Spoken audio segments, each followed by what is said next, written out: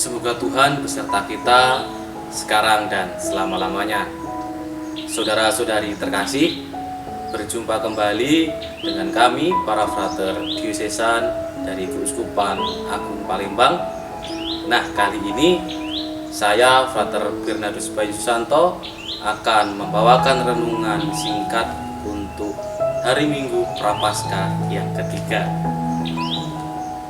Saudara-saudari terkasih, bacaan-bacaan pada hari Minggu kali ini menghantar kita untuk semakin mengolah diri dalam masa Prapaskah ini.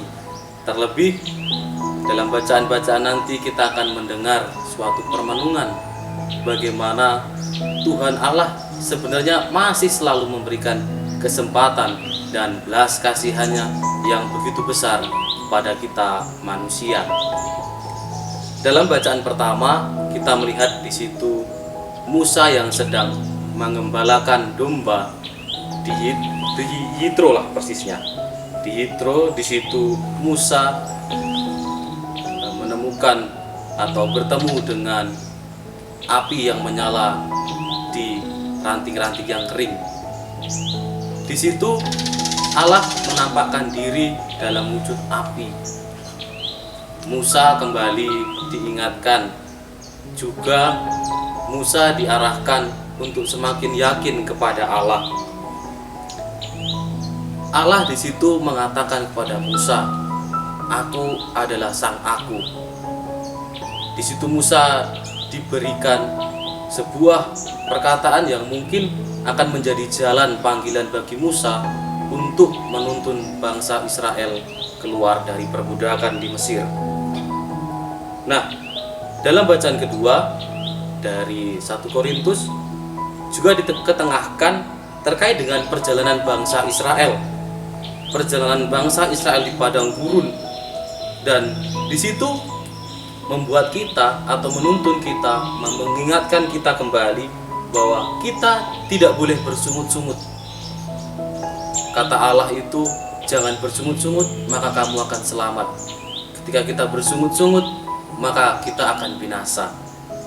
Kemudian dalam bacaan Injil dari Injil Lukas diketengahkan terkait dengan dosa dan peringatan, juga perumpamaan tentang pohon ara yang tidak berbuah.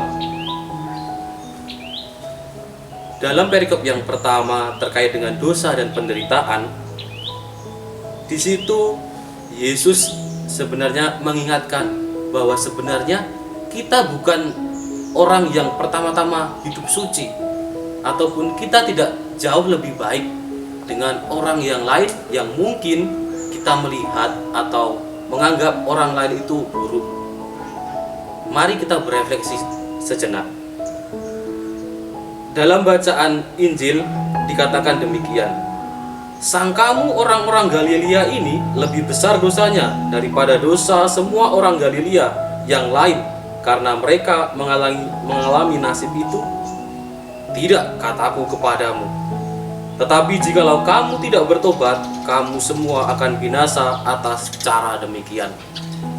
Di situ Yesus ingin menegaskan kembali bahwa bentuk pertobatan setiap saat selalu kita ulang-ulang, selalu kita perbaharui, akan membawa diri kita semakin dekat dengan Allah sendiri.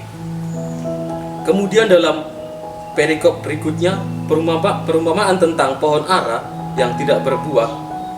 Di situ ada perumpamaan bahwa seorang mempunyai pohon ara yang tumbuh di kebun anggurnya, dan ia datang untuk mencari buah pada pohon itu, tetapi tidak menemukan pohon itu. Tetapi ia tidak dapat menemukannya, dan ia berkata pada pengurusnya, "Coba tebang sajalah itu, karena tidak berbuah." Tapi pengurusnya bilang, "Coba kita beri waktu 1 tahun, kemudian akan saya rawat pohon ini dengan baik-baik. Saya cangkuli sekitarnya dan saya beri pupuk juga. Maka kalau 1 tahun ke depan tidak akan berbuah, apa boleh buat, kita akan tumbangkan pohon tersebut." Dalam artian bahwa kita selalu diberikan rahmat pengampunan, diberikan kesempatan untuk berefleksi secara mendalam, untuk kembali mengingatkan diri kita akan keperdosaan, akan kerapuhan, dan mungkin juga akan kemalasan-kemalasan kita dalam hidup ini.